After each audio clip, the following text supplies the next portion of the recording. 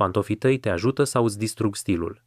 Majoritatea bărbaților nici măcar nu observă greșelile uriașe pe care le fac. Încălțămintea greșită te îmbătrânește instant, te face să pari neglijent sau mai rău, de parcă ai renunțat la stil. Astăzi îți voi arăta 8 modele de pantofi pe care nu ar trebui să le porți niciodată dacă vrei să pari îngrijit, încrezător și bine îmbrăcat.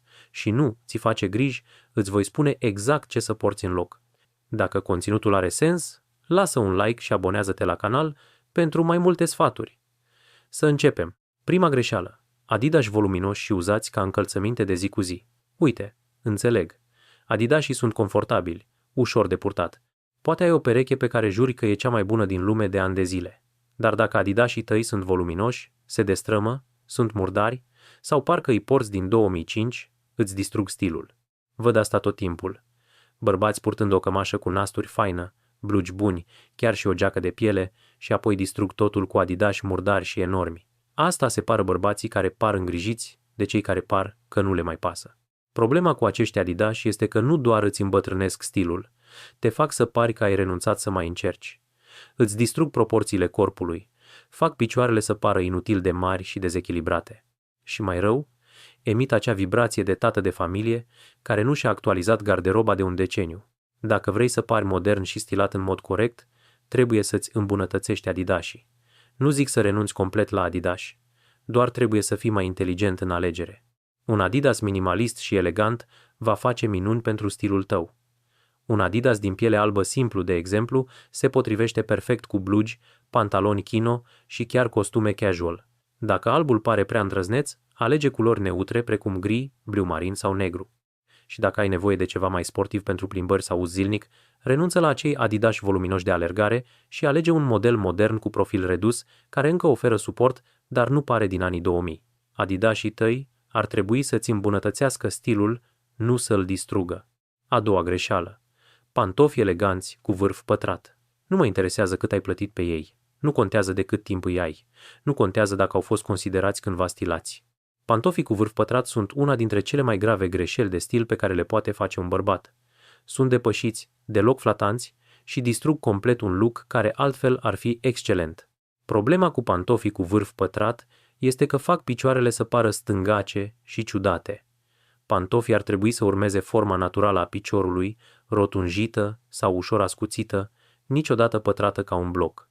Când porți vârf pătrat, îți distrug complet proporțiile, făcând picioarele să pară mai late și mai voluminoase decât sunt în realitate. Te fac să pari mai în vârstă, nu într-un mod sofisticat și încrezător, ci într-un mod care strigă: nu mi-am actualizat garderoba din 2003.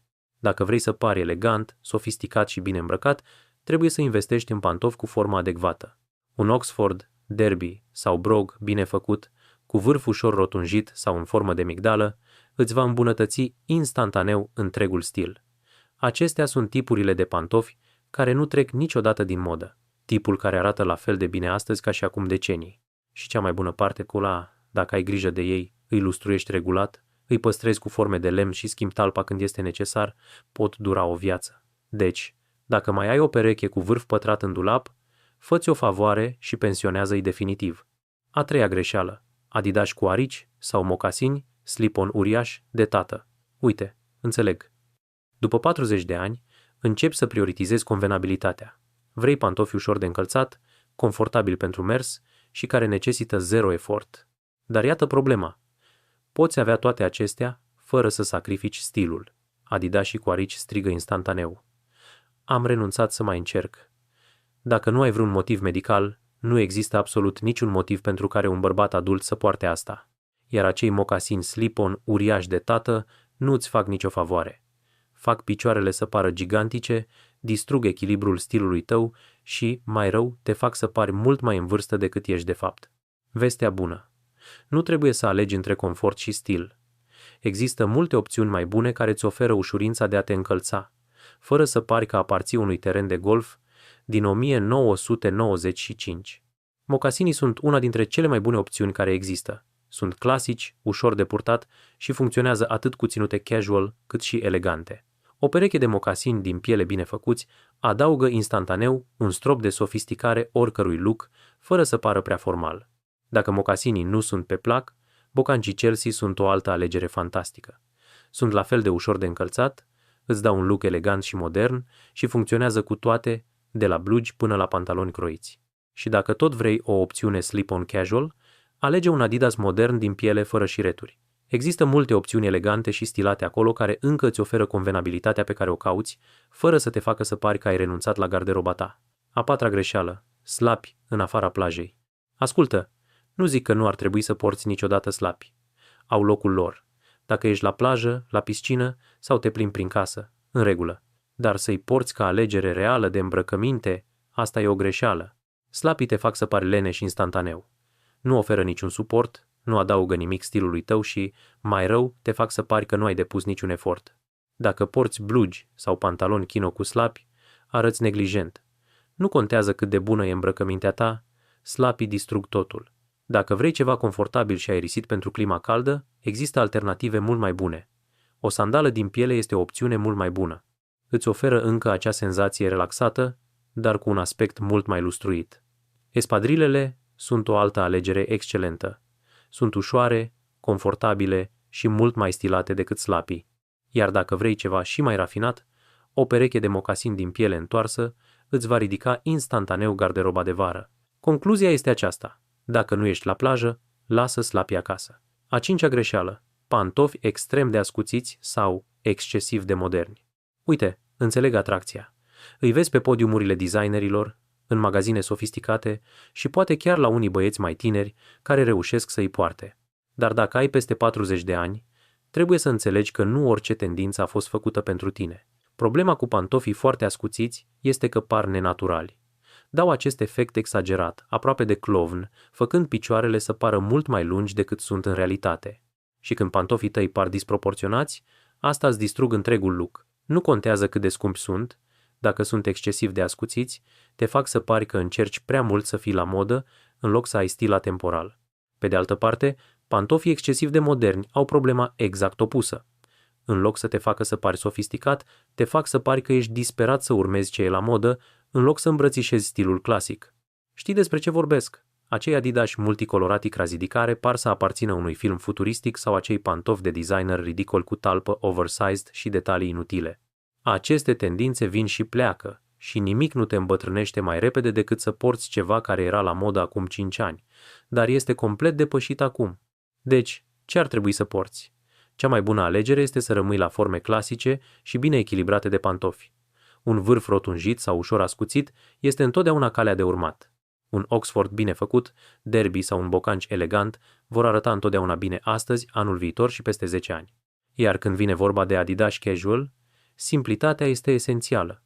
Un Adidas din piele curat, un mocasin din piele întoarsă bine ajustat sau chiar un trainer minimalist te vor menține arătând modern, dar atemporal. Dacă vrei să adaugi personalitate stilului tău, fă-o cu culori și texturi, nu cu forme extreme sau designuri exagerate. A șasea greșeală, mocasin cu aspect ieftin și plastic. Acum, să nu mă înțelegi greșit, mocasinii sunt o alegere excelentă pentru bărbații peste 40 de ani. Sunt confortabili, ușor de încălțat și pot fi eleganți sau casual. Dar există o diferență enormă între un mocasin din piele de calitate și o versiune ieftină cu aspect plastic.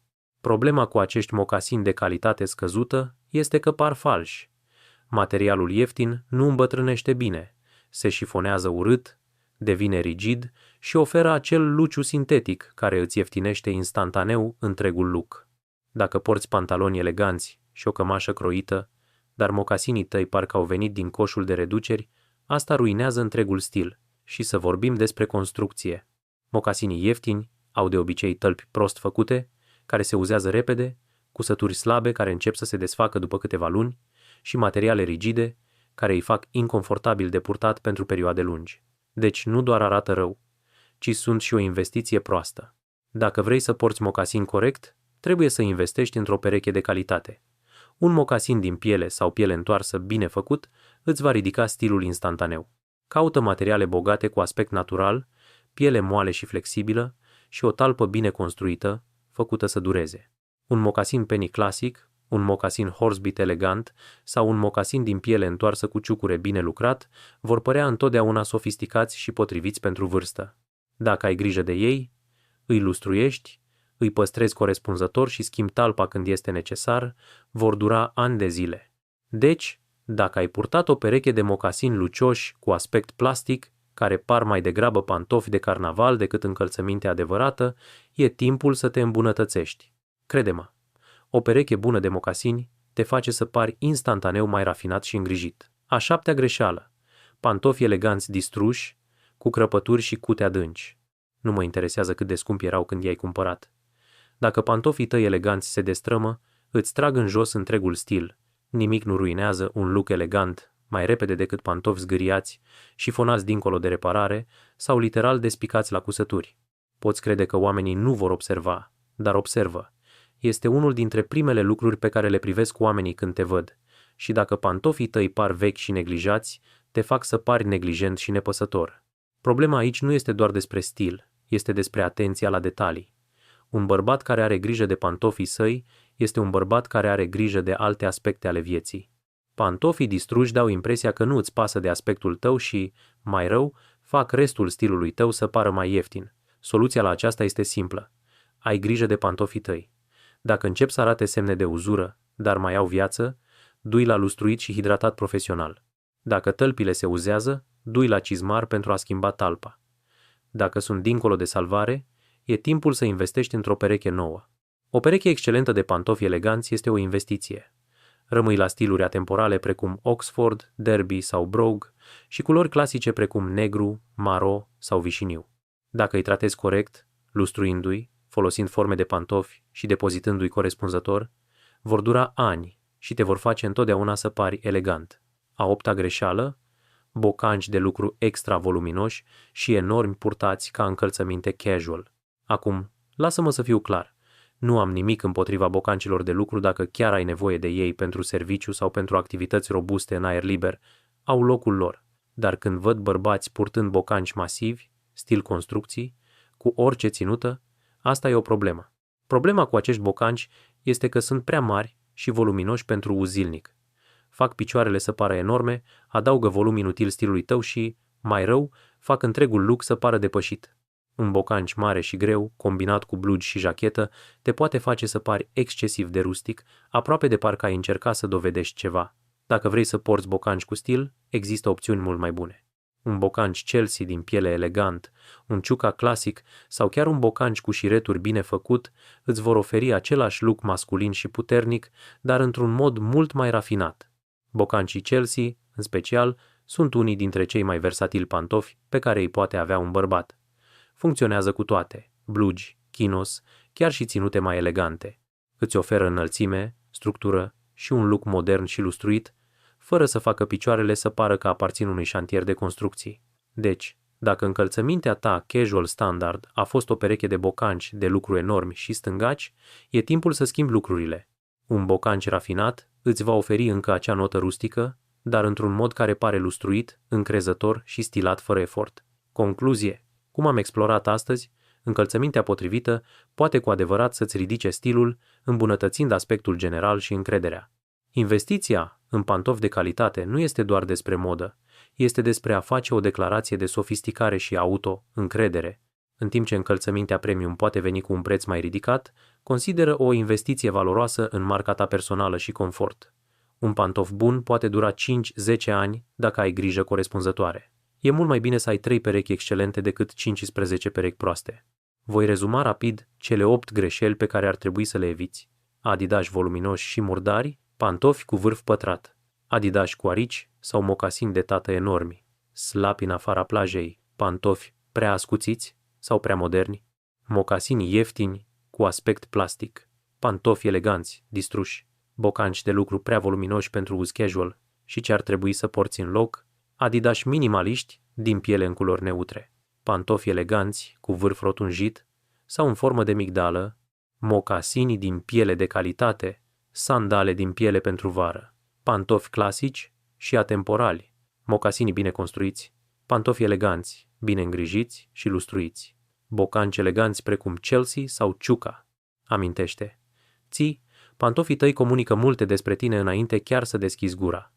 Ei spun dacă îți pasă de detalii, dacă investești în tine însuți, dacă ai simțul stilului. Nu subestima puterea unei perechi bune de pantofi. Acum vreau să aud de la tine. Care dintre aceste greșeli mai faci? Fără judecată, vreau să știu pentru a înțelege mai bine. Comentează mai jos.